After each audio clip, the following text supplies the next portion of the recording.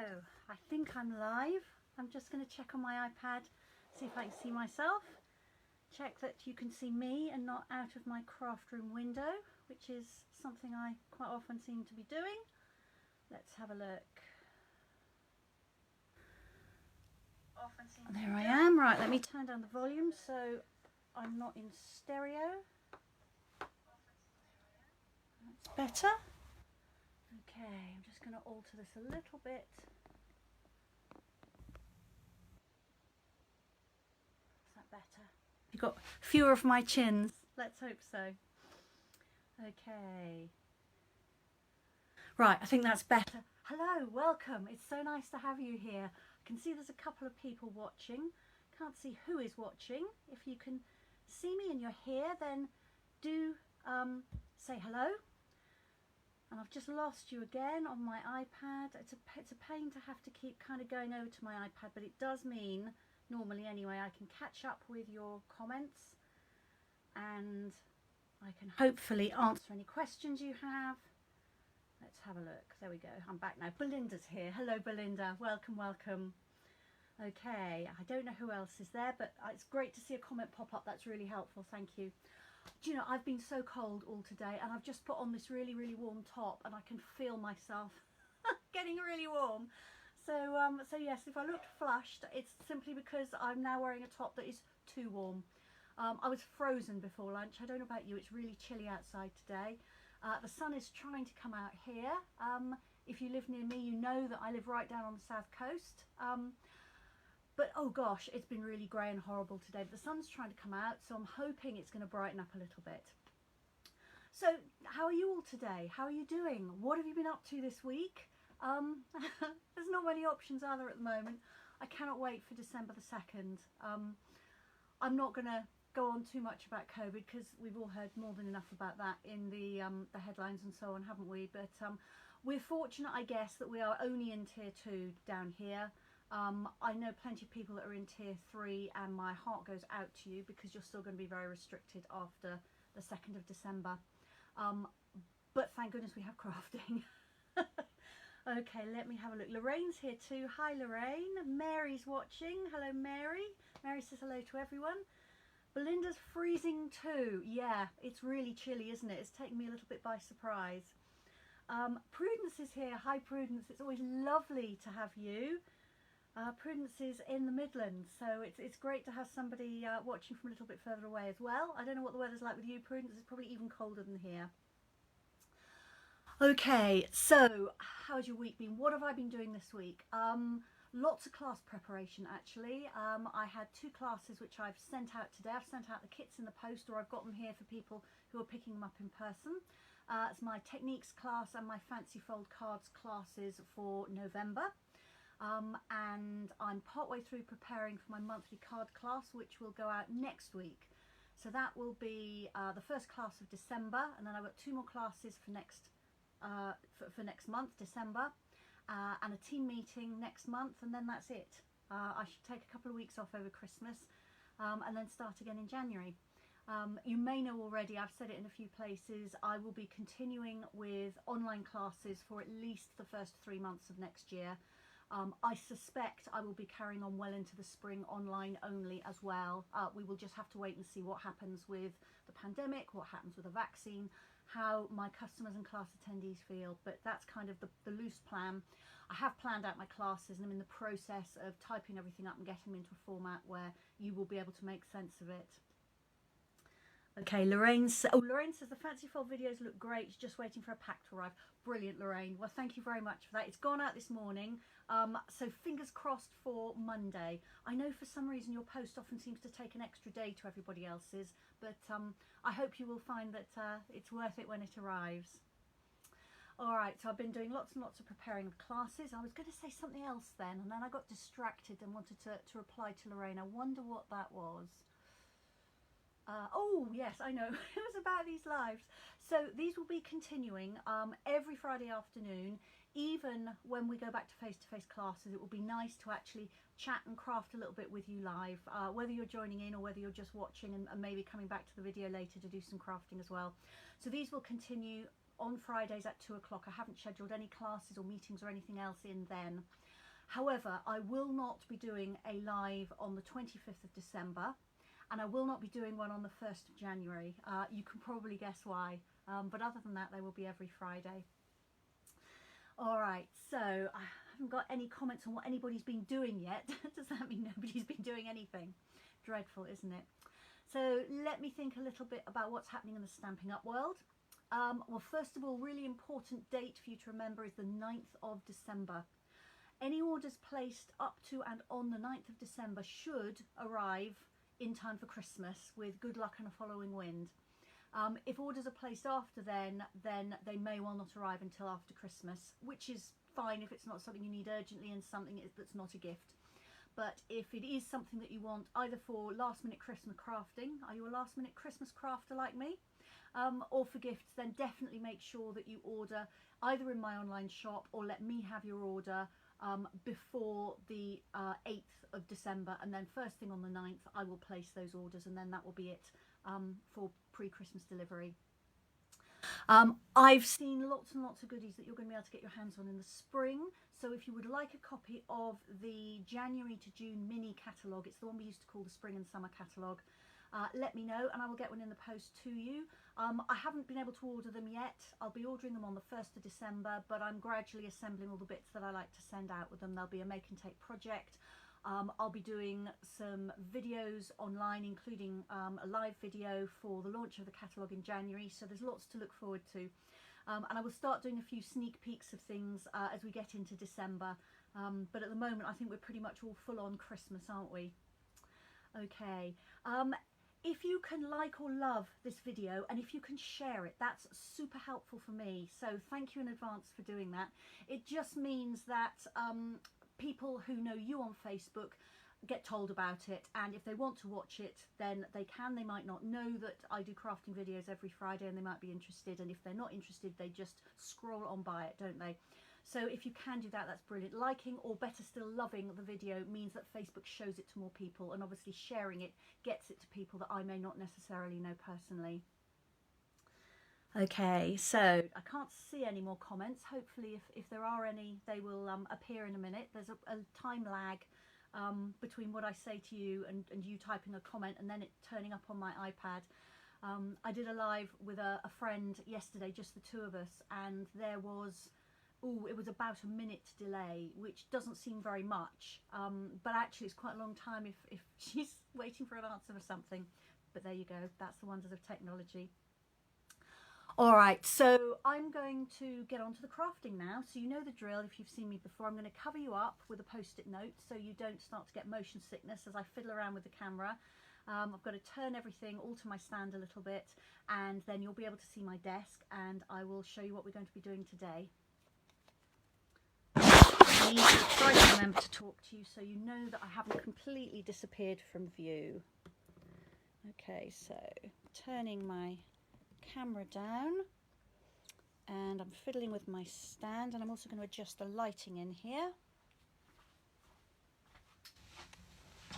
Hopefully that's a little bit brighter. I've got my special filming light which has made a big difference, although I have a horrible feeling I could do with another one, but that might have to wait a little while. They're not super expensive, oops, but they are expensive. I've just knocked it over, so that won't do it any good, will it? Okay, let's try again. There we are. I will uncover you in just a minute, I promise. First of all, I have to turn things so that I'm not upside down, which I often forget to do. And I have to reverse things so that my words are not back to front. All right. So I think we'll be there, although I am going to have to adjust things a little bit once I can see what you can see. So you will catch up with that, no doubt, in a minute. And oh right, there we go. So that's my, oops, that's my desk. That's my light gone again. This isn't good. I'm just going to pull out my silicone craft mat, I think, and see if I can stop that light from falling over, which would help, wouldn't it? Okay. There we go, that might be better. Right, so move that over this way a little bit. Let me just work out how far to the right I can show things before I disappear. About there, I reckon. Okay, I often make just a little tiny mark on my grid paper, just so you can, I can keep everything in the middle where you can see it. Okay, that's my finger, do you see it? I've now got to move it out, so it's going to be about here, I reckon. I'm sorry about the glare off this stamp box. I can't do too much about that, but I'll be moving it in a minute. All right, okay, so I'm going to get going and we'll hopefully find that you can see what you need to see. So I'm going to be working with some outline images today and some Stampin Blends markers. I've got a bundle of colours here. I did outline images last week and we looked at using watercolour pencils with them. Outline images are lovely and sometimes I just use them as they are, but it is nice to add a little bit of colour to them. And I absolutely love my Stampin Blends markers. I had never used alcohol ink markers before Stampin' Up brought them out, so they were a completely new toy for me, but they are so easy to use. There are lots of brands of alcohol ink marker on the market. Copic is a very popular one. Lots of them have fiendishly complicated methods for blending and shading, and you can get amazing results with them, but they always rather put me off a little bit. So instead, Stampin Blends have made it much easier to use alcohol ink markers and get a really effective result. So I thought I would show you a variety of ways to use them today with outline images, and you've probably all got some kind of outline image in your stash. I've got this set Nature's Beauty, which I really love, especially for winter crafting, and I've used it for winter birthday cards. I use the rabbit quite a lot for cards for my daughter because she adores rabbits. But it's also brilliant for Christmas cards, although it doesn't have to be just for Christmas. So that's the set I'll be using, and I'm going to focus on the rabbit image because he's probably my most inked stamp in the whole set. Let me tell you a little bit about Stampin Blends. So I've already said they are alcohol ink markers. I'm just going to, oops, reaching across. I should have had this long bit of card ready. Here we go. So they are permanent markers. That's the first thing to say about them. They don't wash out, so don't wear your best white blouse when you are working with them. Because they are alcohol based, they evaporate and dry out particularly quickly. So if you leave the cap off for half an hour while you're using a different colour, you will come back and find that this has begun to dry out. So replace the caps as soon as you can when you finish using the colour, and make sure that they are on properly. And I'm just going to push this one right on and listen, and you will hear there's a click. Hopefully you heard that. So there is a very definite noise and feel when you click that lid on. The markers are double-ended, so you have a bullet tip, and that is shown by this narrow band on the marker barrel, and there's also a brush tip, and that's indicated by the wide strip. So the wider tip has the wider band, the narrower tip has the narrower band, so that just saves you having to keep taking a lid off to see which end of the marker you want to use. On the side of them it'll tell you what colour they are, as well as obviously you've got a colour coded cap, and they come in sets of two. Stampin' Up call it a combo pack. So this is Old Olive, so it coordinates with everything else Old Olive that we've got, the ink pad, the card, any embellishments, ribbons and so on. But you'll get a light Old Olive and a dark Old Olive. So you get a light and a dark in all the sets bar one. The exception is the one with ivory and bronze in it. Then you get one ivory marker and one bronze marker, but everything else comes with a light and a dark. Partly so that you can do work with shadowing, but also to give you the option of two different shades of the same colour. It's important to store these markers flat. If you store them in a pen pot, which is very tempting to do, then what will happen is that the alcohol inside, the alcohol ink I should say, will all drop down, pulled down by gravity to that bottom end of your marker. And if you don't use them for a little while, the reservoir inside will completely dry up, and then it's pretty much impossible to get them going again. So whichever tip was upwards will be dry, and that will be it.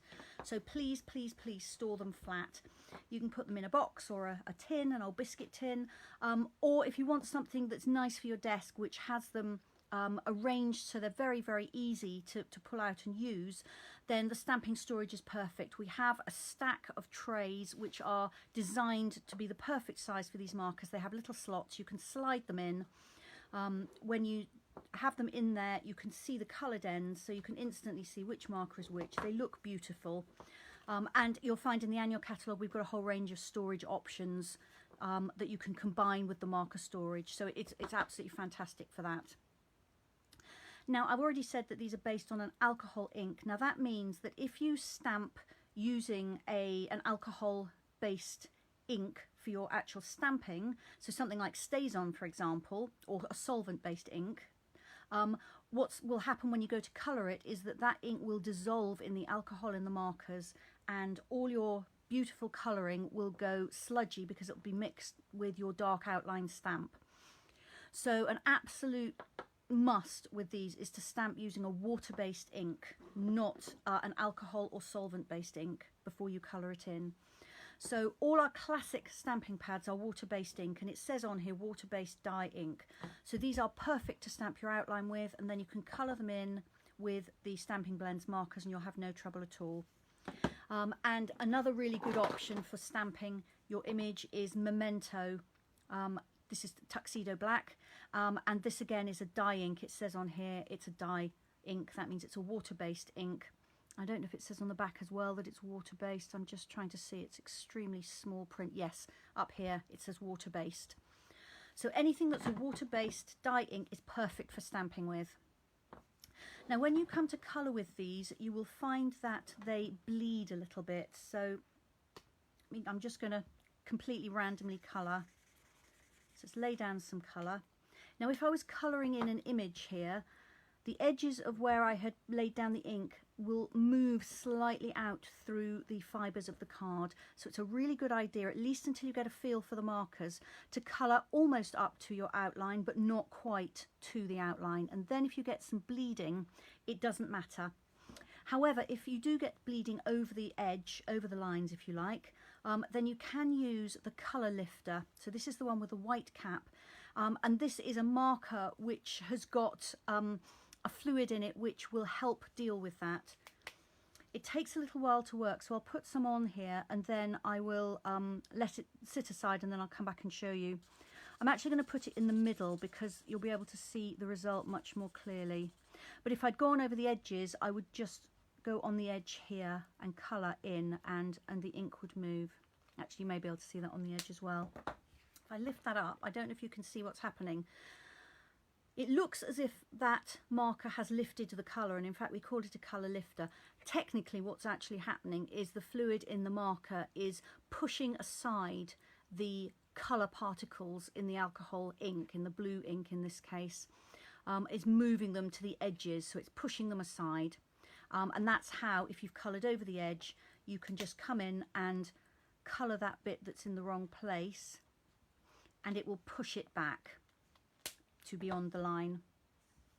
The other thing about these is that you can get some bleed through. That one's not too bad there, and I've only got one layer of ink.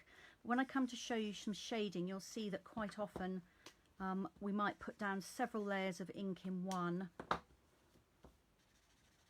and that can mean that the ink bleeds through to the other side. You can see that starting to happen there.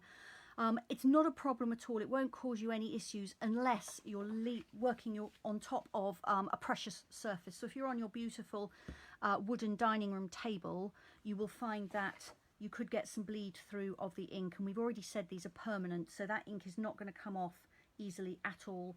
So work on some scrap paper of some sort. It doesn't matter what it is. I love the Stampin' Up grid paper because it helps me line everything up straight. It's got rulers all around the edges so I can measure things easily and so on. But any scrap paper will work, but have a couple of sheets underneath your work surface, and then you're not going to have any disasters.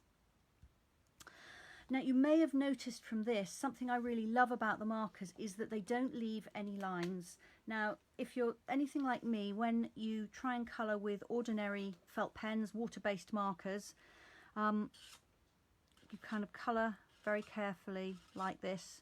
Try and keep all the lines parallel so as not to make too much of a mess. And I've actually got a water-based marker here. Let me do a little bit of colouring with that. So this is a Stampin' Right marker, and I'm trying to be really neat with this. And I do love the markers, I do use them for colouring, but particularly on large areas, you can see I've got lines here, and it's pretty much impossible to not get that. However, this one, which was done with the alcohol ink marker, the blends, you can see there are no lines. I've just got smooth colour, and for me that is the biggest joy of using these markers. You get this gorgeous smooth colouring, you don't get any lines at all. And it doesn't matter really how you colour. You don't have to colour in nice neat parallel lines. You can just scribble around in a circle to and fro. It doesn't matter. That will dry, and it will dry beautifully evenly, and you still get this lovely even surface. So they are very, very easy to use. If you don't think you're good at colouring, I bet you'll be good at it with these markers. Absolutely fantastic. All right, so I talked a little bit about blending. Let me show you a little bit more about that, and I'll be doing it on an actual image very shortly. So here I've got the light and dark old olive. So if I'm going to be colouring and shading, I tend to take the caps off, and then I just gently put them on the end just to minimise the evaporation while I'm working. So I'm going to start with the light, and I'm just going to put some shading down the middle of this just for the sake of showing you an example. So that's my dark shade, that's my light shade. Now sometimes I want that very dramatic result, but if I don't, I just go over the dark part, particularly the edges, with my light marker, and as that dries, that will smooth out the boundaries of that dark marker and just give me a shadow rather than a stripe of dark colour, and you'll be able to see that as it will work in a project in just a minute. I am going to do some stamping and show you a whole variety of techniques with this, but it makes shading very, very easy. And when you come to add shadows, the more ink you lay down, the better. So a little bit of ink like that will work much better for shading if you go over it 2 or 3 times with the light colour. Then you come in with the dark, so I'm putting that dark colour onto light ink that's still wet because there was plenty of it on the card. Then I come back over the top, and that will blend really, really nicely. All right, so if you've got any questions about these, let me know, but I'm actually going to come in now and do some real stamping. So I'm just working on ordinary Whisper White card, which is lovely, and I've lost my bunny stamp, which is not good. I think I've thrown him in this bucket. Let me see. Yes, I have. There's my rabbit. So what I'm going to do is I'm going to show you a variety of techniques using the markers, and then I'm going to make an actual project in front of you with the techniques, and then finally I'm going to show you a few more samples that I've already made. So that's how it's going to go. I've got a crumb cake ink pad, so this is a classic stamping pad. It's water-based ink, and I'm going to stamp this rabbit multiple times on here so that I can show you multiple techniques.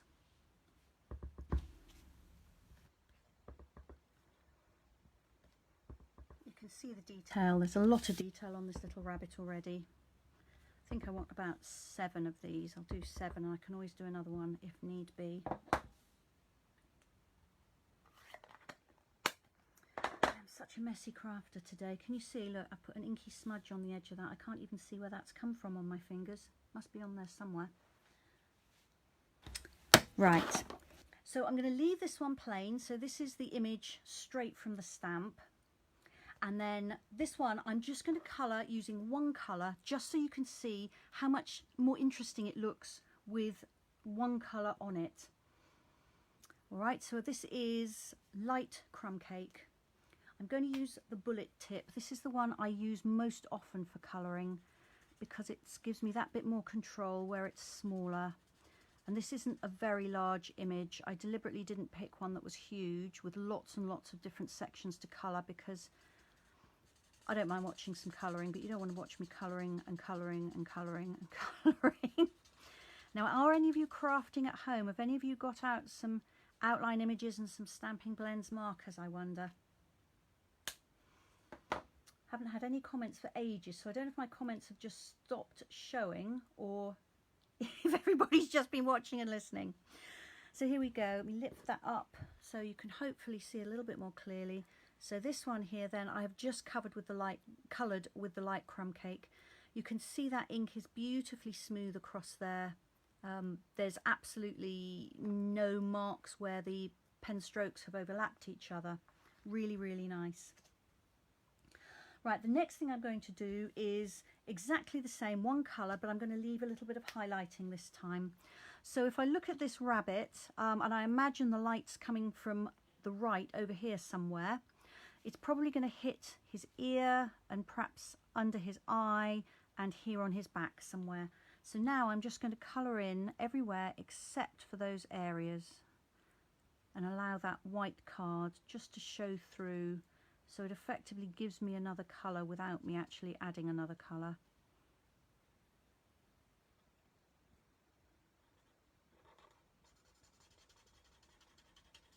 So again, I mean, you can see in here I am just scribble colouring really.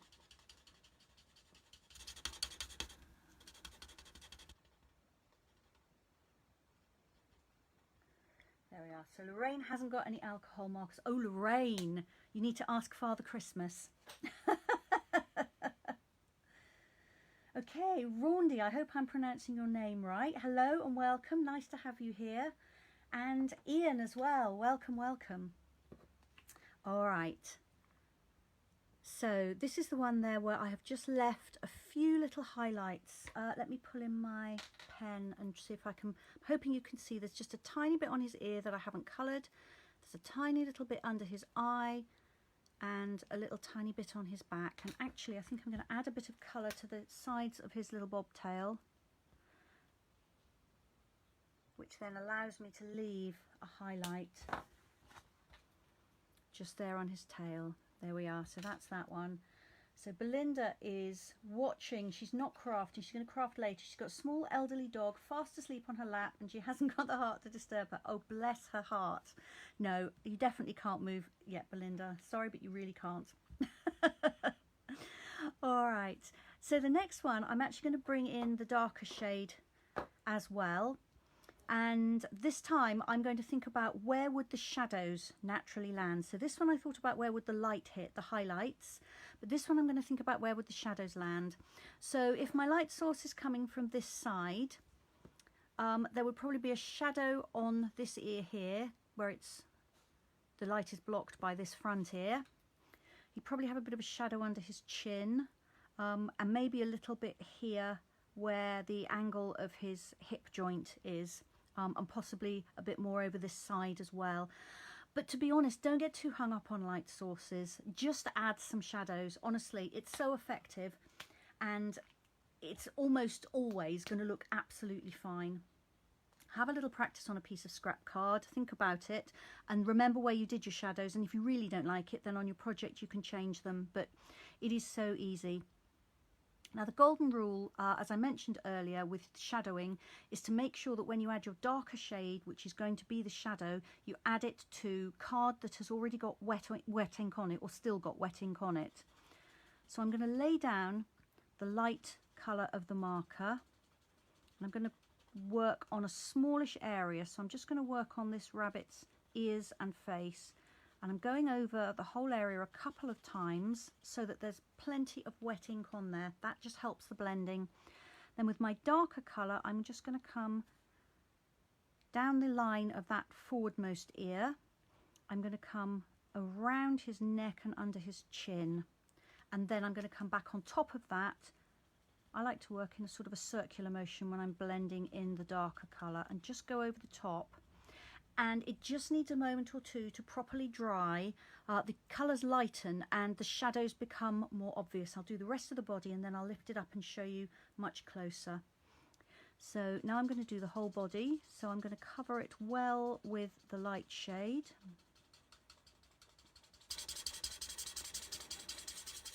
He has actually got a little foot here, which I think I've missed on those two. Let's just colour his foot in. There we are.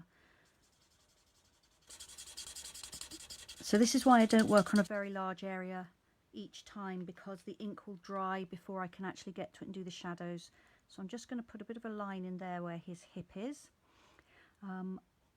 a bit round here, which is on sort of the far side from where the light is, a little bit underneath his tail, under his foot.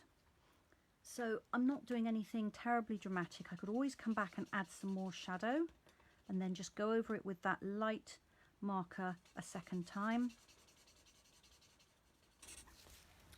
There we go. I'll click my lids on and then I'll lift it up to show you. Alright, so this is the one that I've just done. So it's really subtle shadowing. It just makes it look a little bit more 3D. If I can pick up the light with one hand and angle that a bit more on there, I think that's better for you. So this one was coloured with a single colour all over, and this one was coloured with some shadows. So it's got a little bit more depth, a little bit more interest, but it really wasn't very difficult. I just coloured in a light shade, added the dark shade, and then went back over the top of where the dark was with my light shade of marker. If you've got questions, please ask them. Okay, so the next thing I'm going to do is add a shade around the outside as well. So I'm going to do this plus a bit more. So back we go with the light and dark crumb cake.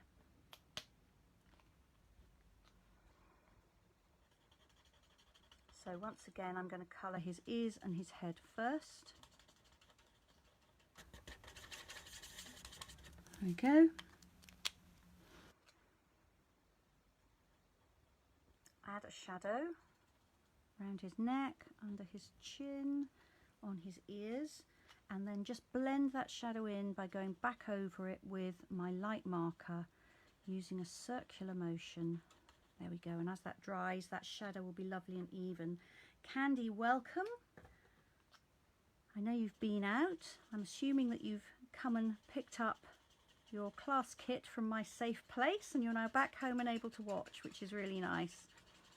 What I'm doing is demonstrating different ways of using the alcohol ink markers, so you'll be able to rewind this and replay the bits that you haven't seen. So add a little bit of shading around his neck, around his hip, underneath his sort of leg, and round the far side of his body. There we are. And I've forgotten to colour in his little paw. It looks a bit like a stone. I think that's why I keep missing it. Then I'll go back over the shadows I coloured with the dark marker using the light marker. And I like to just circle it. That just gives me good coverage of ink. Right, so far so good. So that's what you saw before. Let me just lift that up. So that's exactly the same as I did.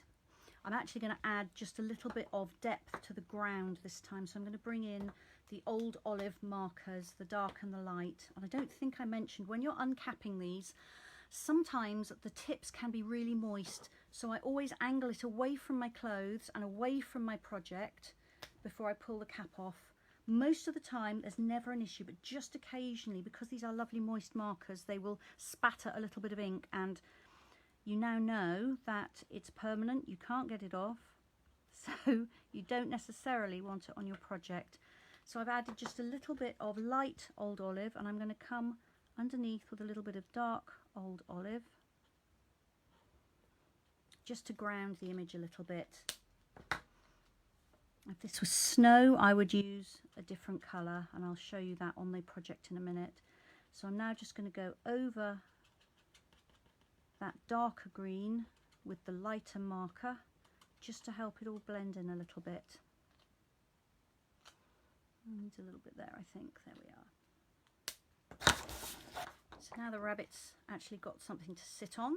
And now comes the bit that I haven't shown you already. So I'm actually going to add a shadow around this. So once again, I'm going to think about where do I want it. And there's kind of, put in the most basic terms, there's 4 areas and I'm going to choose 2. So I need to choose one of right or left, and I need to choose one of top or bottom. In other words, I'm going to add my outline shadow, let's say on the right and on top, or on the right and underneath, or on the left and underneath, or on the left and on top. And it kind of doesn't matter which you do. In my case, I've been imagining the light source coming from over here, so my shadow is probably going to be on the left hand side, and I'm going to do it underneath. So let's go with that. So I'm going to use the light and dark shades of a colour for the shadow. Now I could use a grey, but I've decided to use Seaside Spray, which is a really soft blue. And I'm also going to be using my colour lifter just to soften the shadowing. So I'm going to come in with the lighter colour, and I said I'm going to do it on the left and underneath. I think that's what I'll go with anyway. So the left hand side of the image, I'm just going to draw a line. I'm kind of taking short strokes and almost sketching in a line. I don't want it to be too exact. I could go over my grass or not. I think I will in this instance. And then I'm going to come underneath, because I said I was going to go left and underneath. So because I'm doing underneath, let's also do underneath his chin, underneath his sort of little paw there, and underneath his paw on the ground. All right, and then I'm going to bring in my colour lifter, and I'm just going to work in a circular motion around the left-hand edge of that line I've just drawn. Actually, if I work up, you'll probably be able to see it more easily. So I'm going round and round in a circle, overlapping the left-hand edge of that line. And I'll lift it up and show you, but you won't see an awful lot. But what this does is it just scatters the ink particles, the coloured ink particles, on the hard edge of that line and just softens it very slightly. It's a subtle difference, but I encourage you to try it. Sometimes I even go over it twice. I think because I've got this really big light shining, it makes everything dry that bit quicker. So let's just go over it a second time. But it really does make a difference. Sometimes if you've got a really, really wet colour lifter, you will see a lot of alcohol soaking into your card, but don't worry, it will dry up. So that's now a shadow that I've softened. Belinda says she's very careful how she opens her markers now. She's had a couple of splattering incidents. Yes, me too, Belinda. Okay, so I'm going to give that just a moment to really, really dry, because my final touch for this is going to be to add another darker line, and I actually don't want that darker line to blend very much. So as you know from before, if I add a dark shade to a wet light shade, they're going to start blending. They blend beautifully, but just this once I don't want that blending to happen. So I'll just talk to you just for a moment and let that properly dry. It won't take long under this light. I'm also going to have some water because I can feel my throat starting to go dry.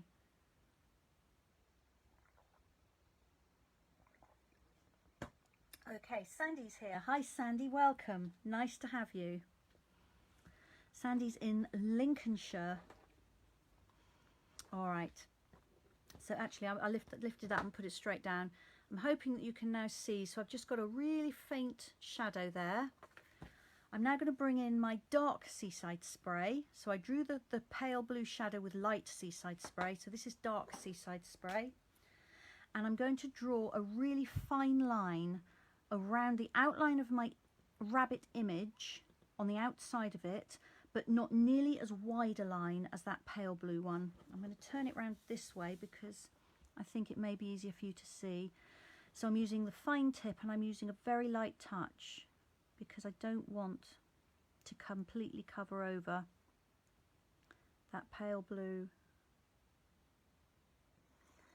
So again, wherever I've got that pale blue, I'm putting just the tiniest touch of this darker blue, and I'm not going to blend that or anything, and it just adds a little bit of depth. It's really subtle, but I think it makes quite a difference.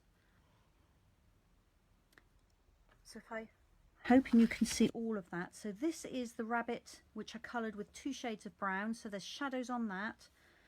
But with this one, I've added that shadowing around the outside, so it's a much richer effect. Definitely not difficult. Anybody can draw a line around an image with a felt pen. But I do think that's very effective. All right, and then I'm finally going to do this one again here, but I'm just going to add some Wink of Stella to it. Now, some of you will know Wink of Stella, some of you will have Wink of Stella in your stash. I have one customer who's just bought 3 at once because she really doesn't want to run out of it. And you know what it's like at Christmas, everything needs a good dose of shimmer and sparkle.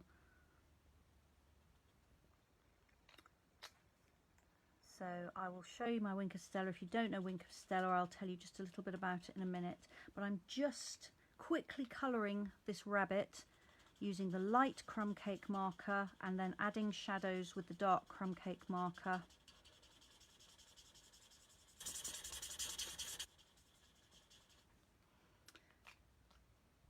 And I've shown you how to do this once, so I'm not taking my time in explaining it. I'm just getting the job done.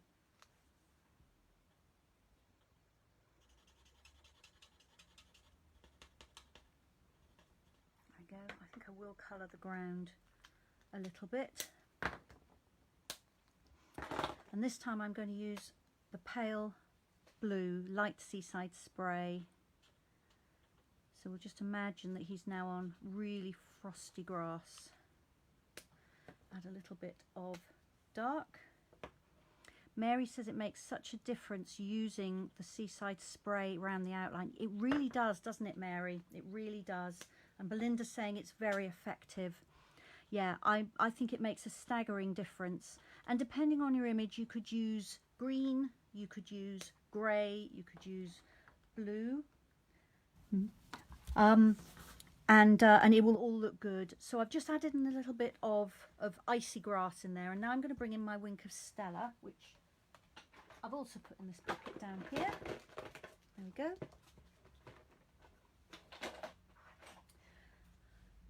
So Wink of Stella brush. This has a brush tip, and in the barrel is the most beautiful sparkly fluid. Before you use it, it's really important to shake it.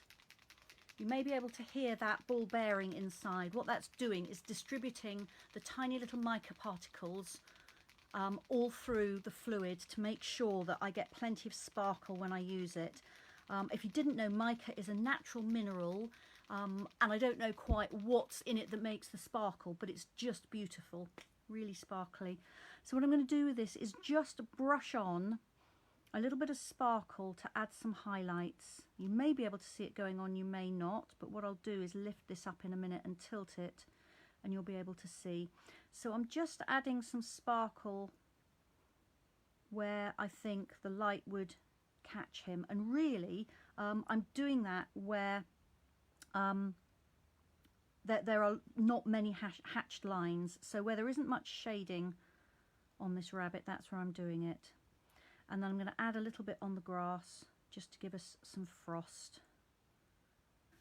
So for a Christmas card, this is perfect, or indeed a project for anybody that likes a little bit of sparkle.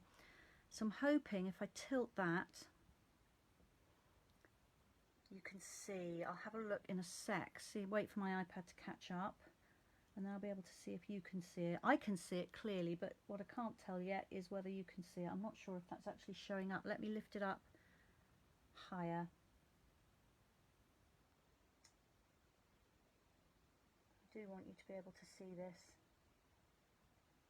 It looks like up here you can see it a little bit better. So that's quite subtle. If I want more sparkle, I can just come back with another coat. It dries very, very quickly. And it is subtle, which is nice. You know, you've got to go a bit mad, to be honest, to put on too much of this. And if you want some sparkle, but you don't want it as in your face sparkly as glitter, then Wink of Stella is just beautiful. So I'm hoping that you can see that. And then on this last rabbit, I am going to just go over the lines of the stamps. So I don't want that one, I want the light one. Pick up the light crumb cake marker, and I'm just going to go over the lines I've stamped. So this is a much more simple version. The others I've been building and building and building. But if you're really not confident, You don't even have to colour in whole areas with this. I'm just drawing approximately, it does not have to be exact, over those ink lines.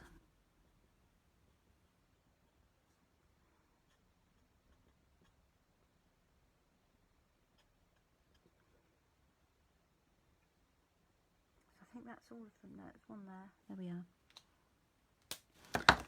And again, if I lift that up, so this one, all I've done is draw over the outline, and you can see if you compare it with this one, you can see that even that little touch of colour really does make a difference.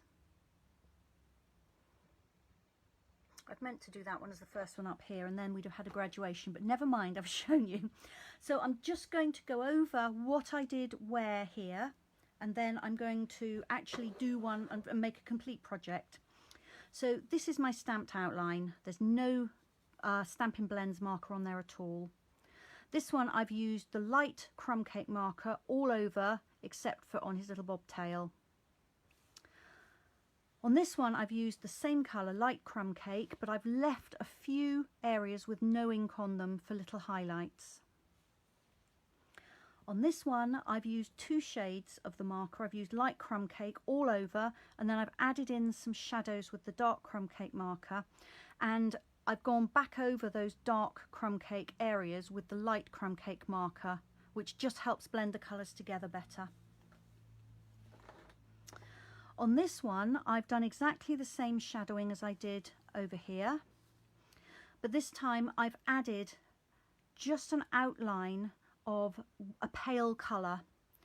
I then softened the outside edge of that line with the colour lifter, and then when that was properly dry, I drew a very, very fine line of the same colour but the dark version right next to the stamped outline. And you need to pick either the right or the left, and then either the top or the bottom, and you then draw your lines around those areas. So for instance, the left hand areas and underneath, or I could have done the right hand areas and then on the top, that would have been on top of his ears, on top of his head, on top of his paw, and so on, and just play around with it. And then on this one, I went back to the basic shadow colouring. So I used the light crumb cake everywhere, added some dark crumb cake shadows and blended them with the light marker. I did sketch in a little bit of snow, and then I added Wink of Stella, that lovely glitter brush. And then this last one is actually the first step on from this, where I've just used the light marker and I've just drawn over the top of all the lines I stamped, just to give a hint of colour. So I hope that that's given you some different ideas for colouring them. If you're now thinking, oh my goodness, I really want some markers, where do I start? We have them in, I didn't count up how many colours, but lots and lots and lots of different colours. A good way to start is to think about the kinds of things you like to colour.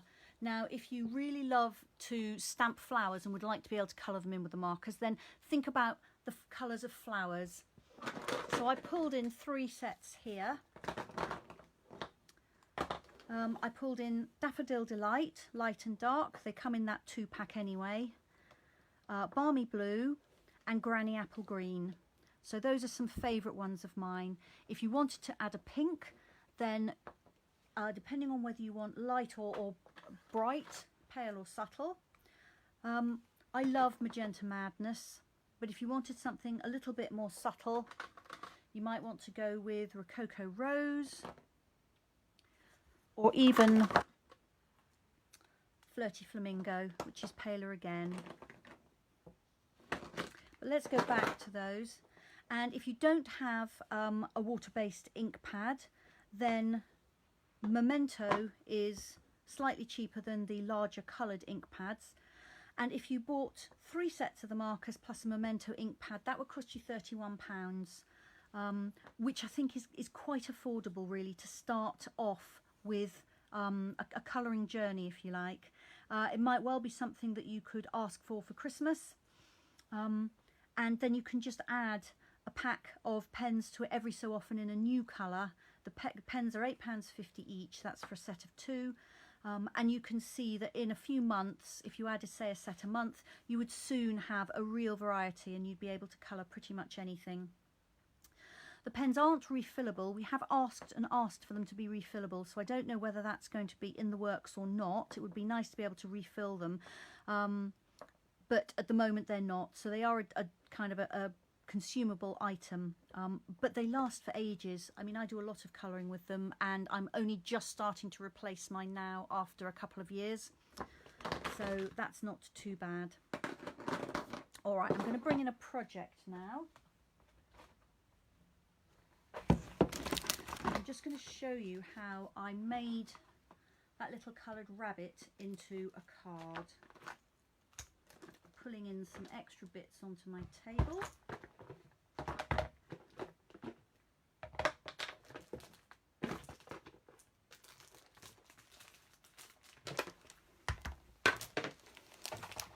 And I've thrown my dimensionals on the floor, so I'm just going to pick those up. How are we doing for time? Just gone 10 to 3, not too bad. I think we'll be done at 3 o'clock, or pretty much 3 o'clock. So this is my little rabbit Christmas card. I've used a Stampin' Up note card. These measure 5 inches by 3.5 inches, and they're perfect for the scale of this little rabbit. And I really wanted to use this beautiful paper, which I love so much, and it just seemed to work together. So I'm going to show you how to do that, but first I'm going to show you this gorgeous paper. You may have seen this already. We actually had this in the Christmas catalogue last year, and it did so well that they've brought it back, and it's called Feels Like Frost. There are 48 sheets of paper in the pack, and it's 6 by 6. So there are, I think, 12 designs, and you get 4 of each. Yes, that's right. And one side is a photograph, and the other side is a design with silver foiling on it. So they are really, really versatile. You can use them for Christmas cards. You can use them for just generally kind of winter look projects. And I'm just going to very quickly go through the patterns so you can see. So I think the photographic imagery is just gorgeous on them. These are all over the place. Some are up one way and some are up the other. It's a new pack, but I think perhaps it got it got packed slightly oddly. I haven't shown you the backs. How about I show you the back of that? And the previous one I didn't show you the back. So this is the one. No, it's not the one I've used. The one I've used is very similar. It probably comes next in the pile, maybe. This is just gorgeous. I mean, how festive is that one? And the back of that is pine branches. Then this one is a snow scene, how I always imagine Christmas is going to be, and it almost never is down here. So this is actual ice crystals on seed heads, and the flip side is foliage. This is another really beautiful one, winter sunrise.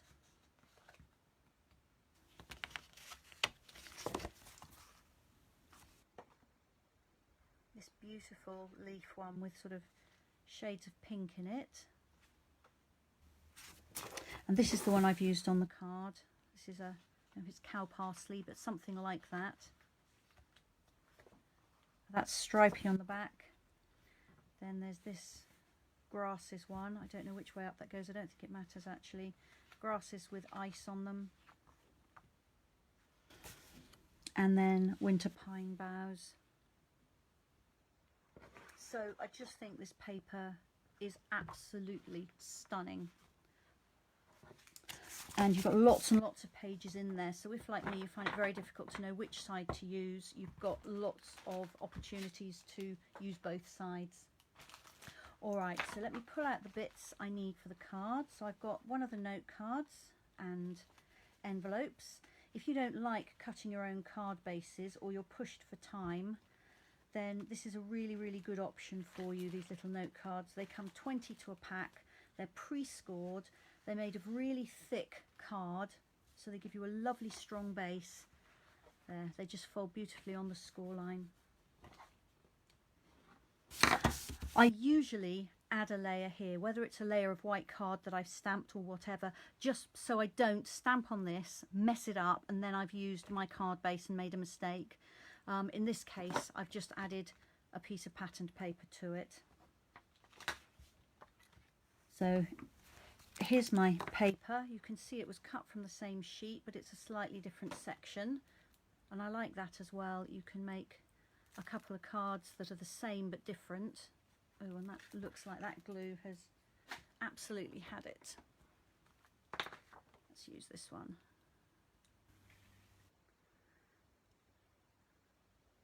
So I've left a very, very narrow border around the paper. So the card is 5 by 3.5, and I've cut my paper to 4 7/8 by 3 3/8.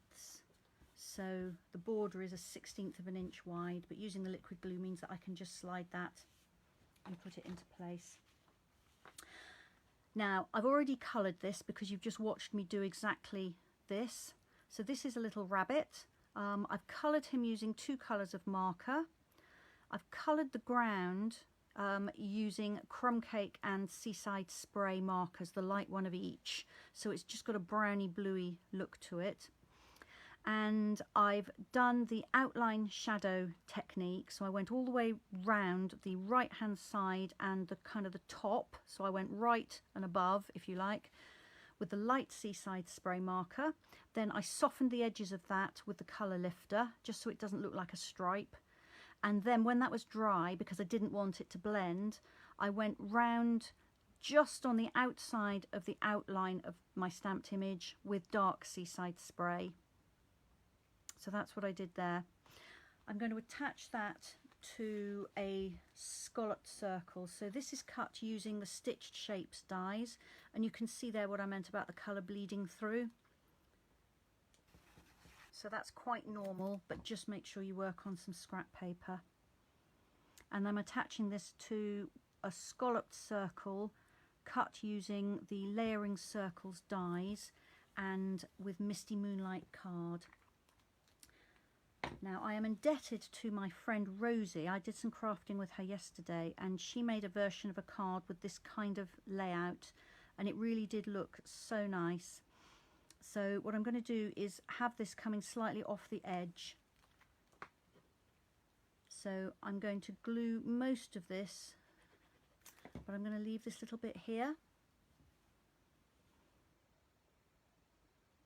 So I've got a bit of an overlap. Just going to slide that a little bit, making sure that I haven't got glue sticking out of the sides. There we are. And then I'm just going to cut that off with my scissors, cut that excess off.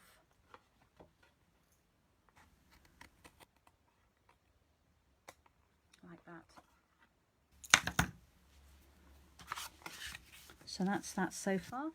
Then I'm going to bring in some words. I'm using Itty Bitty Christmas here. If you haven't got this set, go immediately and order it. It is so useful for Christmas stamping. It's got pretty much everything on it, including a to and from for tags and all kinds of different Christmas greetings. And you've got long and thin ones, and then you've got more kind of block arrangements. So they're absolutely fantastic. So I'm using Season's Greetings for the front of my card. And I've just got a little scrap of white here. I'm going to punch it out, so it doesn't really matter where it ends up on there. And while I've got the ink pad open, I'm going to stamp on the inside, and this one is Merry Christmas and a Happy New Year. I could be stamping this on an insert, but I'm going to take a chance and stamp directly on the card, and if I mess it up I can always cut a piece of white and stick it over the top. Not perfect, but that's fine. Okay, I'm going to pull in my punch. This is the classic label punch, and you can see how well worn it is. I've almost worn the pattern off it. I use this one on an almost daily basis, and it's great for punching out these long thin sentiments. And I'm also going to cut the same shape from a piece of Misty Moonlight card. Just got a tiny little scrap here. And use a trick that some of you have probably seen, but if you look at this, it looks as if the blue punched shape behind the words is longer. You know it's not, because you watch me just use the same punch for it. So to get that effect, I'm just going to cut this in half. I'm going to say, hi Marjorie. Marjorie's here, hi. You're going to watch now and play later. That sounds okay. And Carol's here too. Bit late. She's been sorting yesterday's problems today. Yeah, yesterday didn't go to plan. Carol did it. So I'm hoping that today has been better for you. And then what I'm going to do is I'm going to stick my white sentiment piece on top of the first half of that blue label, and then I'm going to stick the other end of it to the other piece, and I will have a gap on the back, but that's not going to show. So I have the illusion of having used a larger punched shape, but it was actually exactly the same size. And you can do this with lots and lots of different punched shapes. So I'm going to pop a few dimensionals on the back of that. The sample I already showed you, I didn't use dimensionals on, so let's change this up a little bit and use some on here. I'm trying not to make really dimensional cards because they can be so expensive to post, but one single layer of dimensionals normally goes standard postage with no trouble at all.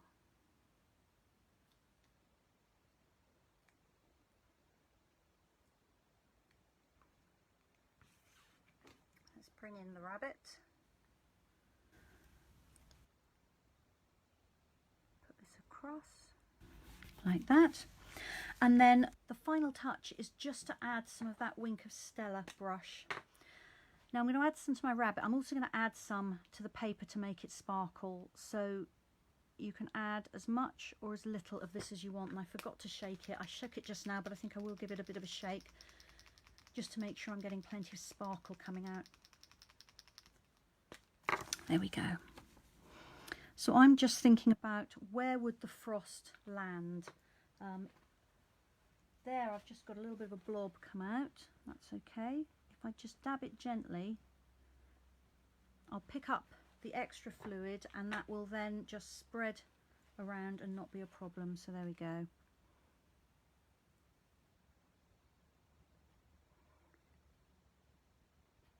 So there's obviously lots of frost on those seed heads. So I'm just giving them a little bit of a scribble, and then I'm just doing a light line down the length of the seed head stems. You can put as much or as little of this on as you like.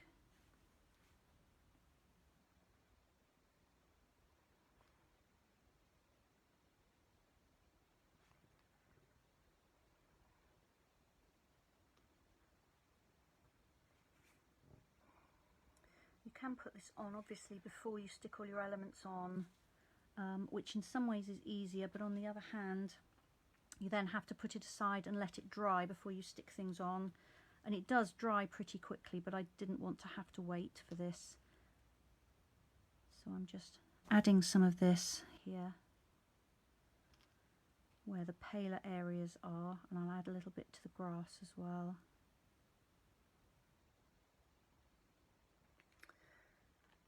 And that's my card finished. I'm hoping the light is catching that sparkle. I don't know if it is.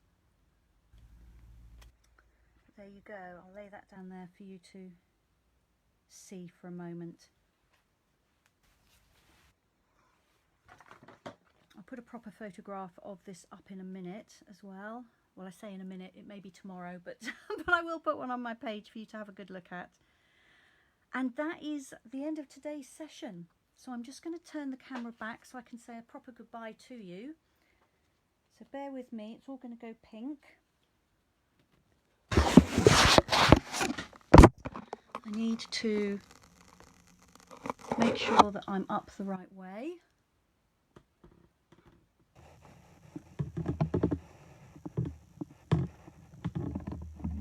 Oops, straighten things up a bit.